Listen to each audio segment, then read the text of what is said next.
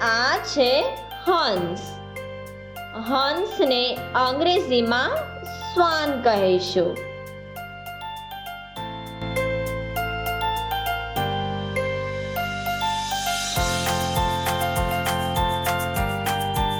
આ છે શંખ. શંખને અંગ્રેજીમાં સેલ કહીશું.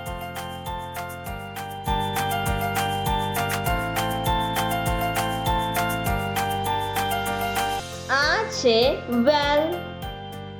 વેલને અંગ્રેજીમાં વેલ કહીશું.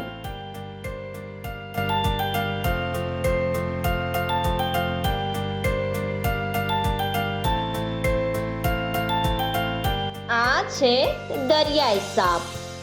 દરિયાઈ સાપને અંગ્રેજીમાં સી સ્નેક કહીશું.